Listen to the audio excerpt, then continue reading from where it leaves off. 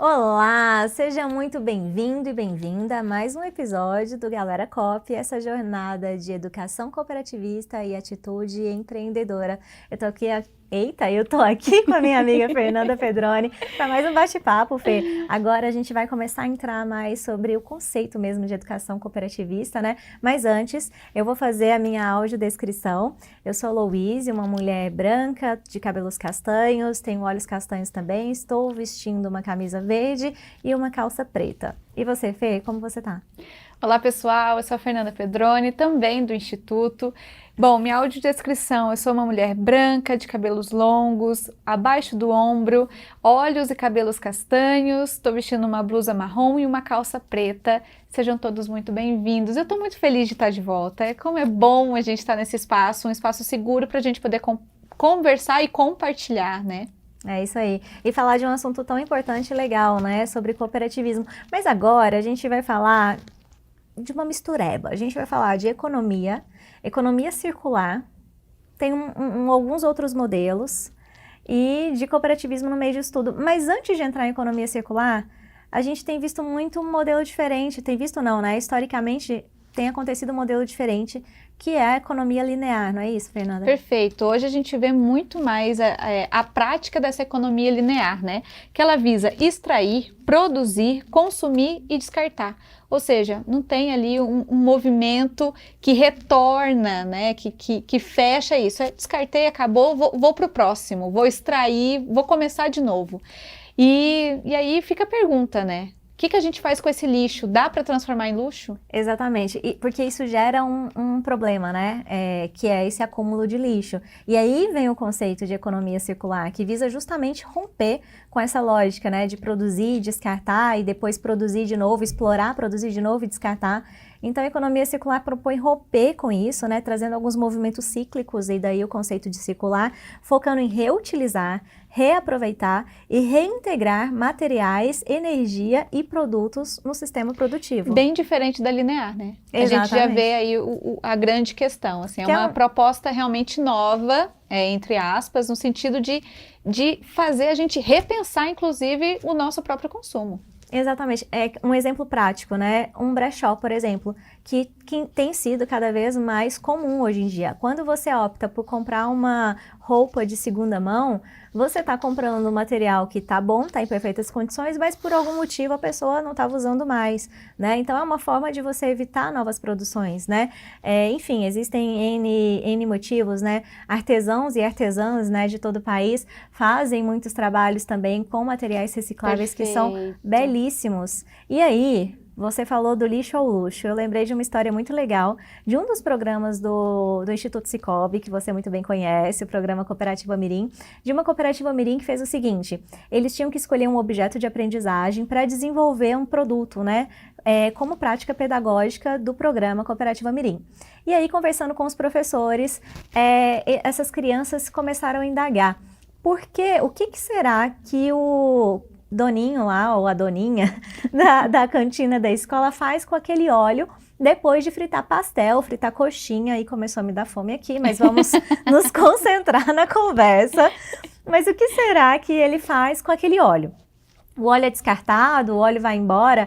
E aí os professores instigaram a perguntar, vai lá e pergunta, o que você faz com esse óleo depois de fritar o pastel, coxinha, enfim. E as crianças perguntaram, ele falou, bom, eu descarto e jogo no ralo, jogo fora. E as crianças, putz, mas não é uma forma correta de descartar Nada esse óleo. sustentável, nada Nada consciente, sustentável. completamente linear. E as crianças hoje em dia estão cada vez mais preocupadas com isso. E que bom, né? Que as crianças já vêm com esse senso de preocupação ambiental, né? E mérito, inclusive, dos professores e educadores que trabalham com isso, mas que bom que elas questionam. E aí, por questionarem, já que elas tinham que desenvolver esse objeto de aprendizagem, elas pesquisaram uma forma de transformar óleo em sabão, sabonete. Esses cheirosinhos que a gente usa, que pode carregar na bolsa, enfim, usa no banho. E aí elas começaram a produzir, sempre, obviamente, acompanhado de um professor orientador. Todo o trabalho do programa é acompanhado de um professor orientador. Elas começaram, a partir do óleo que era descartado, a transformar em sabonete. E são sabonetes super cheirosos. Já tive a sorte de ganhar um desses sabonetes. E são lindos. É um bom exemplo de economia circular, ou seja, algo que ia para o lixo, pode ser reutilizado na produção de um novo produto. Perfeito. E a gente tem aí essa reciclagem, né, de pensamento, de costumes, porque eu tenho certeza que esse doninho ou doninha aí da barraca também foi conscientizado por meio das crianças, né? Acabou aprendendo por meio da prática delas. Exatamente. E já que eu falei de pastel, coxinha, e a gente começou a ficar com fome, vou piorar a situação aqui. Você já viu uma rosquinha redondinha, bem massinha, que tem um glacê por cima? Você saiu do salgado, agora tá indo pro doce. Você tá falando dos donuts. É a hora da sobremesa, dos donuts. Por que que eu tô te perguntando? Porque tem um outro conceito que é próximo, mas não igual à economia circular, que é o conceito de economia donuts. E você sabe explicar, né, Fernanda? O que é? A economia donuts, inclusive vou ter que ler o nome da economista britânica Kate Raworth. Eu acho que é isso, tá, pessoal? Me perdoem a pronúncia. Mas o que que ela sugere? Ela sugere exatamente isso, assim, que a gente, essa mesma base, né, da economia circular, em que a gente tem esse olhar dos R's, do repensar, reciclar, reutilizar, mas entendendo que o espaço ali dos dois limites da rosquinha, né, lembrando que é um círculo com uma bolinha ali no meio, né, esse furo no meio, esse espaço é o espaço seguro para que a humanidade possa consumir, possa, né, trabalhar, se desenvolver, possa criar ali, é um espaço seguro e justo para a humanidade. E aí a gente tem as limitações ali, essas linhas do furo e externa, é onde até onde a gente pode chegar sem ferir o próximo e sem ferir também o planeta Terra. Então, pensando na economia de uma forma geral, né? Pensando nela de forma ambiental, pensando nela de forma justa, pensando nela de forma humana, sem que a gente fira qualquer tipo de princípio ou direito da comunidade, seja a comunidade atual ou da futura aí que vai estar por vir. Ou seja, respeitar os limites da rosquinha é um paralelo que a gente faz para entender que o ambiente que a gente vive e produz, ele também tem limites, né? Perfeito. E é importante respeitá-los para a gente prosperar. Perfeito. Eu acho que limite é uma boa palavra quando a gente pensa até onde vai, né? A gente fala muito disso, a gente está falando sobre viver como em coletividade, viver em coletivo, e lembrando sempre, né, que o meu limite, ele vai quando começa o do outro. Então, acho que faz sentido. Viver em comunidade, né?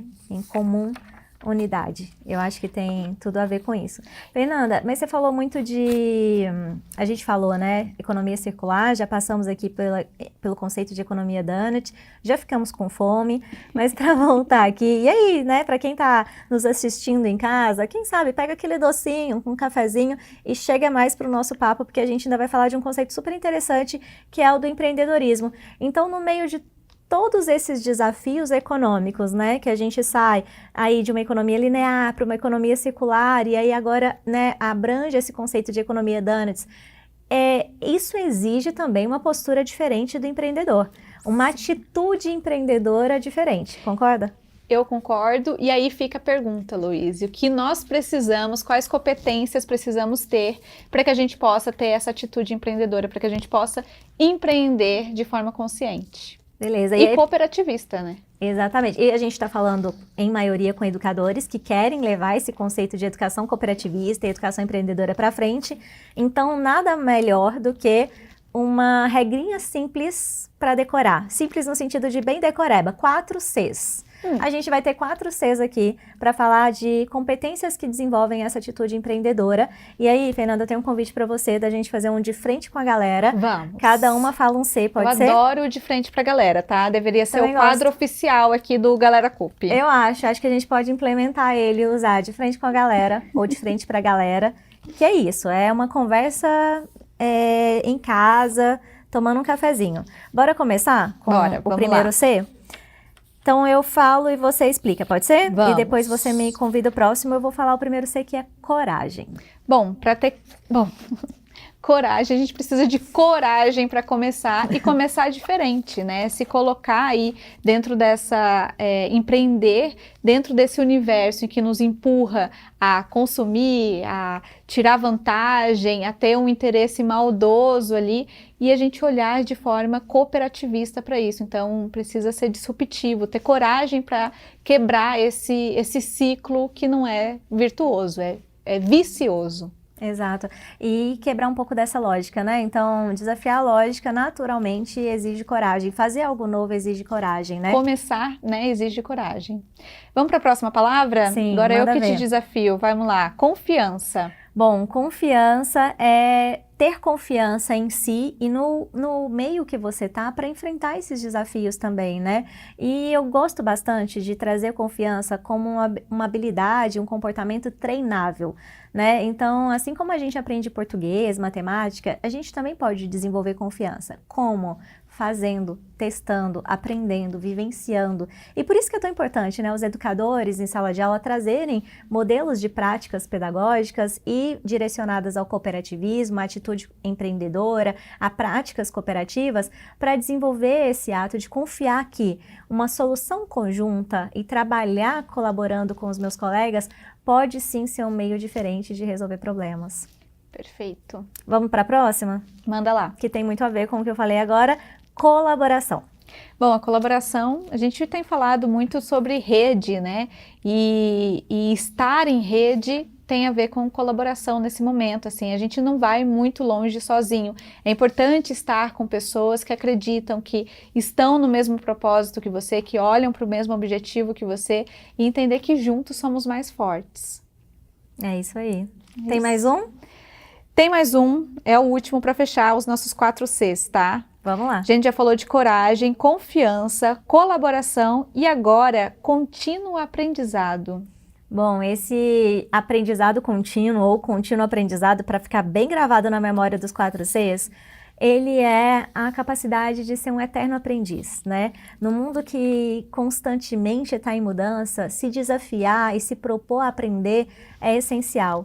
E essa habilidade também é treinável e também pode ser aplicada em sala de aula, né? A educação como base, né, para esse aprendizado contínuo, ela é, para mim, essencial. E aí, a gente estava mais cedo, né, encontramos o Feltrin, que é superintendente de Cidadania e Sustentabilidade do Sicoob, e em Brasília, vou contar um caos aqui, tá, Fernanda? Eu acho que a gente tem um tempinho. Mas em Brasília, estávamos atravessando a rua, junto com ele, e ele explicou, nossa, aqui em Brasília, não se preocupe, se não houver um semáforo, você pode sinalizar que o carro vai parar na faixa para que você atravesse. E não tem perigo. Não tem perigo. Achei interessantíssimo. Então, você bota a mãozinha e fala assim, olha, vou atravessar, os carros param e você vai. E eu achei isso muito interessante. Falei, nossa, mas que cultura bonita. E ele falou assim, não foi sempre assim. Isso foi desenvolvido. E isso, para mim, me chamou a atenção. Porque é isso. E foi desenvolvido por meio da educação, né? Por meio da educação. Quando, né, para se desenvolver o que é vivenciado hoje, o que hoje a gente chama de cultura, foi necessário introduzir o assunto em sala de aula, no meio, né, da educação básica, nas escolas, ensinar as crianças, né, desde a primeira infância. Na época também haviam guardas de trânsito sinalizando até que a prática se tornasse um hábito e, portanto, fomentasse a cultura. E hoje, até hoje é assim. Então, pensar que aprender é um desenvolvimento contínuo, mas que os resultados desses aprendizados, né, dessa habilidade de aprender e se colocar como um eterno aprendiz, eles são perenes, fomenta muito esse conceito de novas formas de se fazer negócio, novas formas de prosperidade, novas formas de desenvolver economia. Então, para mim faz muito sentido. E falando de aprendizado, a gente teve recentemente num evento em que uma frase ficou muito marcada para mim, Fê, eu queria que você comentasse, se você também lembra dessa frase, enfim, se ficou marcada para você, que era um evento sobre educação e a frase era mais ou menos assim: educação é um ato de emancipação. O que você acha?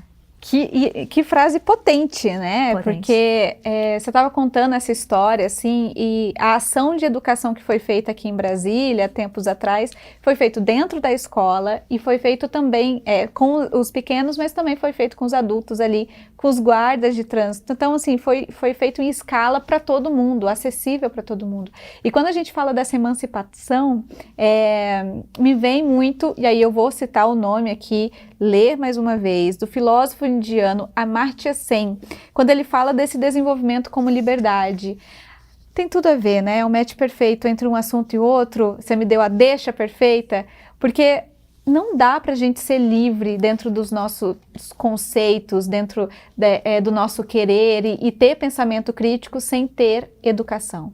E a gente não consegue ter liberdade sem se desenvolver, né? Então, é interessante quando ele fala sobre essas comunidades que são as grandes protagonistas, que precisam ser realmente libertas para protagonizar a sua própria história, protagonizar ali dentro da tua realidade necessidades que fazem sentido para ela própria.